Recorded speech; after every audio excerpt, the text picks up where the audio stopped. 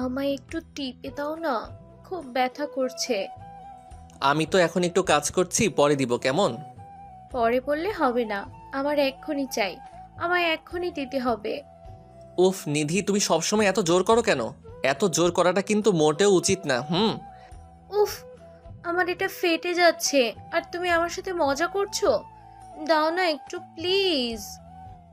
আমার আর অল্প একটু কাজ বাকি আছে, এই কাজটা শেষ হতেই আমি করে দিচ্ছি তোমার কাজটা, ওয়েট একটু। নীরব কথাটা বলতেই দ্রুত নিচের কাজ করতে লাগলো। ওইদিকে নিধি খানিক সময় নীরবের দিকে তাকিয়ে থেকে নিজের চোখ নামিয়ে নিল নীরবের দিক থেকে। নিধির ভীষণ ব্যথা করছে। ব্যথার কারণে নিধি নিজের চোখ খুলে রাখতে পারছে না। ওইদিকে নীরবের সেই দিকে কোনো খেয়াল নেই। নীরব হাতের কাজটা শেষ করে ল্যাপটপ অফ করে দিয়ে নিধিকে কাছে চলে আসে। নীরব নিধির কাছে এসে নিধির কপালে আলতো করে নিচের হাত রাখতেই নিধি চোখ মেলে তাকালো। নিধি চোখ মেলে তাকাতেই দেখতে পায় নীরবকে। নীরবের হাত নিচের কপালের উপর পেতেই নিধি আলতো করে নীরবের হাতটা নিজের কপালের উপর থেকে সরিয়ে দিল। নীরব নিধির হাতটা নিজের কপালের উপর থেকে সরিয়ে দিয়ে নীরবে উদ্দেশ্য করে মৃদু কণ্ঠে বলল, তুমি কাজ ছেড়ে কেন এসেছো? যাও কাজ করে নাও। আমি তো কাজ করে এসেছি, এখন আমার সম্পূর্ণ সময়টা আমার প্রিয়তমার। না গো, আমার আর ভালো লাগছে না, তুমি কাজ করে নাও। দেখো আর কি কি কাজ বাকি আছে। নিধির কথাটা শুনে নীরবের মনটা খারাপ হয়ে যায়। নীরবও খানিকটা আঁচ করতে পারে যে নিধি আসলে কি নিয়ে কথা বলছে। নিধির মাথা ব্যথা করছে দেখেও নীরব নিজের কাজ নিয়ে বসেছিল। নিজের স্ত্রীর থেকে বেশি মূল্যবান কোনো কাজ হতে পারে না। নীরব নিজের ভুলটা বুঝতে পারছে, কিন্তু কি করবে নীরব? নীরব নিজের কাজ নিয়ে এতটাই বিজি ছিল যে নিধির কথাটা নিজের মাথায় আনতে পারেনি সে। নিধি নীরবের হাতটা নিজের মাথার ওপর থেকে সরিয়ে নিয়ে কাঁথাটা নিজের শরীরের উপর সম্পূর্ণ টেনে নিয়ে ঘুমিয়ে পড়ার চেষ্টা করলো। নীরব নিধিকে আর কোনো প্রকার জোর করলো না। নীরব জানে নিধির মন খারাপ আর তার মাথা ব্যথা করছে। নিধি কাঁথা গায়ে চড়িয়ে নিতেই নীরব নিধির পাশ থেকে উঠে পড়ল। নীরব নিধির পাশ থেকে উঠে সোজা চলে যায় কিচেনে। নীরবের মাথায় কোনো ভিন্ন প্ল্যান কাজ করছে। নীরব কিচেনে এসে নিধির জন্য গরম কফি বানাতে নিল। নীরব জানে মাথা ব্যথা বেশি করলে একটু কফি খেলে মাথা ব্যথা কিছুটা হলেও কমে যাবে। নীরব নিজ হাতে কফি বানিয়ে নিয়ে সোজা চলে আসে নিধির কাছে। নিধির কাছে এসে নীরব নিধির পাশে বসল। নীরব নিধির পাশে বসে নিধিকে উদ্দেশ্য করে মৃদু কণ্ঠে বলল, এই নিধি, ওঠো না, দেখো তোমার জন্য কি নিয়ে এসেছি।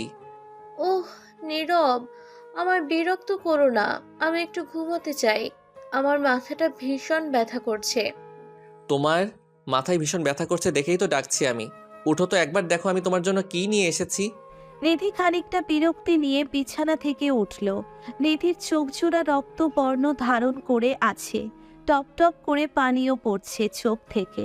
নিধি নিজের চোখ মুছে নিয়ে নীরবের দিকে তাকাতেই দেখতে পায় নীরব কফি নিয়ে দাঁড়িয়ে আছে। নীরবের হাতে কফির প্লেট দেখে নিধি খানিকটা অপ্রস্তুত হয়ে গেল। যেই নীরব জীবনেও কিচেনের দরজার সামনে যায়নি, আজ সেই নীরবের সাথে কফি কি করে? নিধি নীরবের দিকে তাকাতেই নীরব মুচকি হাসির ঝলক নিজের ঠোঁটের কোণে এঁকে নিতেই নিধি নিজের মতো করে বোঝার চেষ্টা করলো, হয়তো নীরব এই কফিটা বাহির থেকে নিয়ে এসেছে।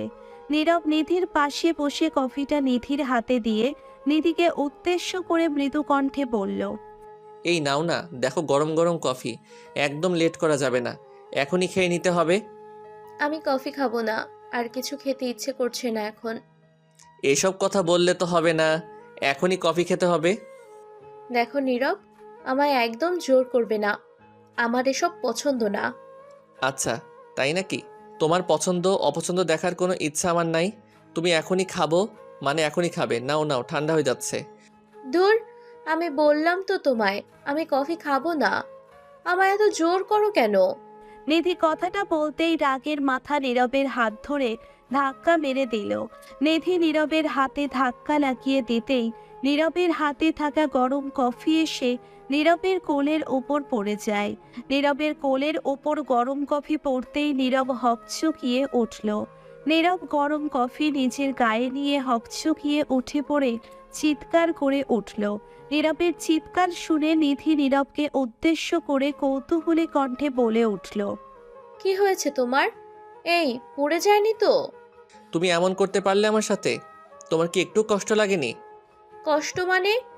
নীরব, আমি বুঝতে পারিনি এমন করে তোমার শরীরে লেগে যাবে। প্লিজ তুমি আমায় মাফ করে দাও। না নিধি, ঠিক করেছো তুমি। আমি তোমার থেকে এটাই আশা করেছিলাম। আমি অনেক বড় পাপ করেছি। আমার এই সাজাটাই পেতে হতো। নীরব প্লিজ, তুমি আমার সাথে এমন করে কথা বলো না। আমি সত্যি তোমার শরীরের ওপর ফেলতে চাইনি। আমি তো জাস্ট ধাক্কা দিয়েছি। এমন কিছু হয়ে যাবে আমি নিজেও বুঝতে পারিনি। হয়েছে। আমি কাজ করছিলাম দেখে আমি তোমার হেল্প করতে পারিনি, কিন্তু এটাই আমার ভুল ছিল। ঠিক আছে সব কিছু। নীরব কথাটা বলতেই কাপের ভাঙা অংশ নিজ হাতে তুলে নিল। নীরব মাটি থেকে কাপের ভাঙা অংশগুলো তুলে নিয়ে চলে যায় বাহিরে ফেলে দিতে। নীরব বাহিরে চলে গিয়ে নিজের শরীরের উপর পড়ে যাওয়া কফিটুকু তুলে নিয়ে পরিষ্কার করে নিল। নীরব নিজেকে পরিষ্কার করে ফেলে নতুন জামা পরে নিল। নীরব নতুন জামা পরে নিজের রুমে আসতেই দেখতে পেল নিধি কান্না করছে। নিধিকে কান্না করতে দেখে নীরব ঠায় থমকে দাঁড়ায়। নীরব অবাক হয়ে গিয়ে নিধির কাছে এগিয়ে যেতেই নিধি বিছানার থেকে উঠে শক্ত করে নীরবকে জড়িয়ে ধরে। নিধি নীরবের বুকে আসতেই নীরব পুরো থ হয়ে যায়। নীরব বুঝতে পারেনি নিধি হঠাৎ করে এমন করছে কেন। নীরব নিধিকে উদ্দেশ্য করে মলিন কণ্ঠে বলল, কি হয়েছে তোমার? হঠাৎ করে আমায় শক্ত করে জড়িয়ে ধরলে কেন? নীরব, আমায় তুমি ক্ষমা করে দাও। আমি তোমায় কষ্ট দিতে চাইনি। আরে পাগলি একটা, আমি ওসব কিছু কি মনে রেখেছি বলো? তাছাড়া আমি তো তোমায় বলেছি কান্না একদম করবে না। তুমি কান্না করলে আমার বুকের ভিতর ব্যথা করে ওঠে, সেটা কি জানো না তুমি? জানি তো, তাই তো আমার থেকে সব সময় দূরে থাকতে চাও তুমি। আমি কখন তোমার থেকে দূরে থাকলাম পাগলি? আমি তো একটু কাজ করছিলাম তাই আসতে পারিনি। কান্না করো না সোনা, আর কখনো এমন ভুল হবে না। সত্যি তো? একদম সত্যি। আর কখনো এমন ভুল হবে না, একদম সত্যি। নীরব কথাটা বলতেই নিধিকে নিজের বুকের সাথে মিশিয়ে নিল। নিধি নীরবের বুকের মাঝে মুখ লুকিয়ে নিজের চোখের জল ফেলছে। ভালোবাসার মানেটাই তো এটা। একজনের সামান্যতম আঘাত কষ্ট অন্যজনের হৃদয়কে করে তোলে অশান্ত। নীরব নিধির পিঠের উপর হাত বুলিয়ে বেশ কিছু সময় আদর দেওয়ার পর নীরব নিধিকে উদ্দেশ্য করে আবারও বলল, আচ্ছা নিধি, তোমার মাথা ব্যথা কি কমে গেছে? এখন কি ঠিক আছো তুমি? গো, এখন মাথাটা ছেড়ে দিয়েছে। তখন মাথাটা ভীষণ ব্যথা করছিল, তবে এখন যেন মাথা মন দুটোই শান্ত হয়ে গেছে আমার। তাই? তোমার মাথা মন শান্ত হয়ে গেল কেমন করে? আমার মাঝে কি এমন শক্তি আছে যেটার কারণে তোমার মাথা মন হৃদয় সব কিছু জুড়িয়ে গেছে? সেটা তো জানি না। আমার মনে হচ্ছে তোমার মাঝে কোনো অদ্ভুত ক্ষমতা আছে, তাই তো সব রোগের ঔষধ আমার কাছে আছে। ওমা তাই? তা তোমাকে কি রোগে ধরেছে জনাবা? না মানে আমি যখন তোমার মনের ডক্টর হয়ে গেছি, তখন তো তোমার মনের রোগের কথা আমার জানতেই হবে, তাই না? হুম, আমার তুমিময় রোগ হয়েছে। এই রোগের কারণও তুমি আর ঔষধও তুমি। তাই নাকি? আজকাল দেখি তুমি বেশ ভালোবাসাময় কথাবার্তা বলা শুরু করে দিয়েছো। বলি, প্ল্যান কি?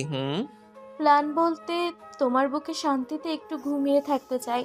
এইটুকুই চাওয়ার আছে আমার। এই সামান্য চাওয়া তোমার? হুম, আমার চাওয়া পাওয়া অতি সামান্য। আমি জানি তো, আমার পাগলির চাওয়া পাওয়া অতি সামান্য। আর আমি সবসময় আমার পাগলির এই সামান্য ইচ্ছেগুলো পূর্ণ করব। নীরব কথাটা শেষ করতেই নিধিকে নিজের কোলে তুলে নিল।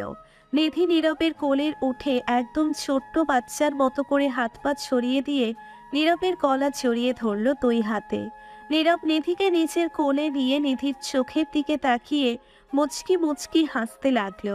নিধিও নীরবের দিকে এক দৃষ্টিতে তাকিয়ে মুচকি হাসি দিচ্ছে। নিধির ঠোঁটের কোণে মুচকি হাসির ঝলক আসতেই নীরব নিধিকে নিয়ে বিছানায় চলে যায়। নীরব নিধিকে বিছানায় আলতো করে শুইয়ে দিয়ে নিধির কপালে আলতো করে নিজের ঠোঁট জোড়া ছুঁয়ে দিয়ে নিধিকে নিয়ে ঘুমিয়ে পড়ল।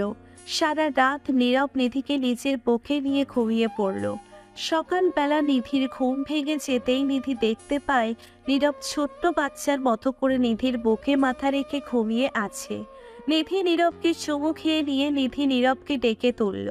নিধি নীরবকে ডাকলো অনেক সময় ধরে, কিন্তু নীরব উঠছে না।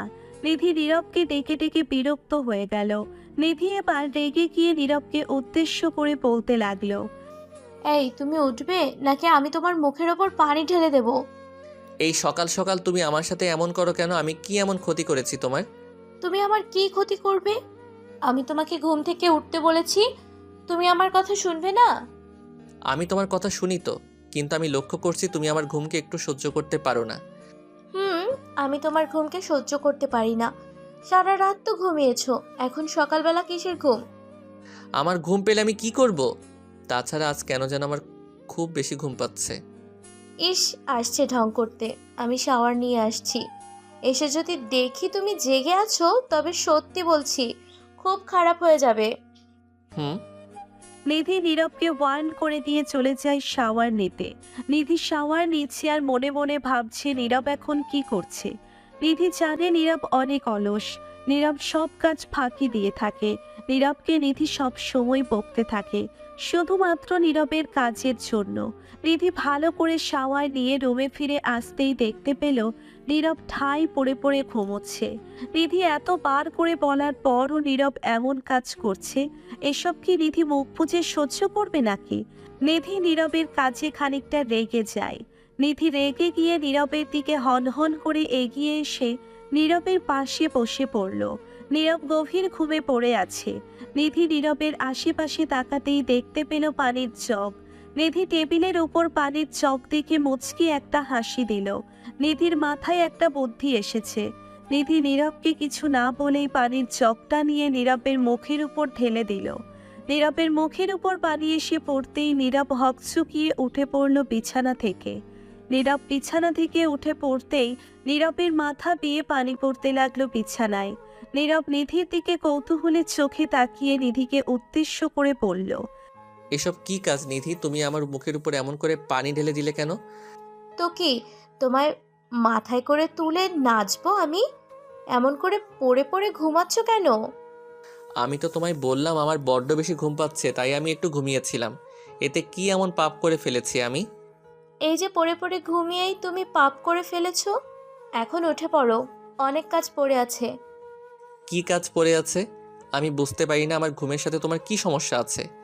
তোমার এত সব কিছু বুঝতে হবে না, আমি বুঝেছি তো, তাতেই চলবে। তুমি এখন যদি ভালোই ভালোই না উঠে পড়ো, তবে আমি তোমার কি অবস্থা করব সেটা তুমি কল্পনাও করতে পারছো না। নিধি কথাটা বলতেই নীরবের দিকে অগ্নি দৃষ্টিতে তাকালো।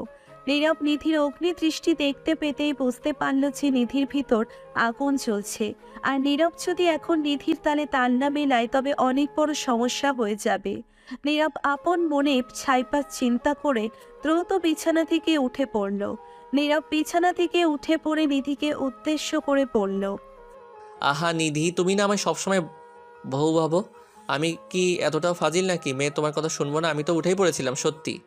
সেই তো, একটু আগে উঠলে তো আর পানিগুলো গিয়ে তোমার মুখের উপর পড়তো না, তাই না? এখন তো পড়লো। আরে পাগলি, পানি পড়েছে বলে কি আমি রাগ করেছি নাকি? আমি রাগ করিনি। তাছাড়া মাঝে মাঝে মুখের উপর পানি পড়তেই হয়। আচ্ছা, এত ভালো কেমন করে হয়ে গেলে তুমি? সত্যি আমি না আজকের নীরবকে একটুও চিনতে পারছি না। হুম, চিনতে পারবে। আমার জায়গায় থাকলে তুমিও সোজা হয়ে যেতে। কি? তুমি কি কিছু বললে মাত্র? আরে না না, আমি আবার কোথায় কি বললাম? আমি বেশি কথা বলি না। তাহলে আর কি, যাও গিয়ে ফ্রেশ হয়ে নাও, আমি নাস্তা দিচ্ছি। নিধি নিজের কথাটা শেষ করতেই নীরবের সামনে দিয়ে হনহন করে চলে যায়। নীরব নিধির চলে যাওয়ার দিকে একদৃষ্টিতে তাকিয়ে আছেন। বুকের ভিতর যেন ট্রেনের ইঞ্জিনটা বেশ শব্দ করে চলেছে। প্রিয়জন সামনে দিয়ে চলে গেলে কি এমনটা হয়? নীরব জানে না। নিধি চলে যাবার পর নীরবও ফ্রেশ হয়ে নিতে চলে যায়। ভালোবাসা সত্যি অসাধারণ হয়ে থাকে। নীরব আর নিধির ভালোবাসা যেন সবসময় এমন করেই বেঁচে থাকে। দোয়া করবেন তাদের জন্য।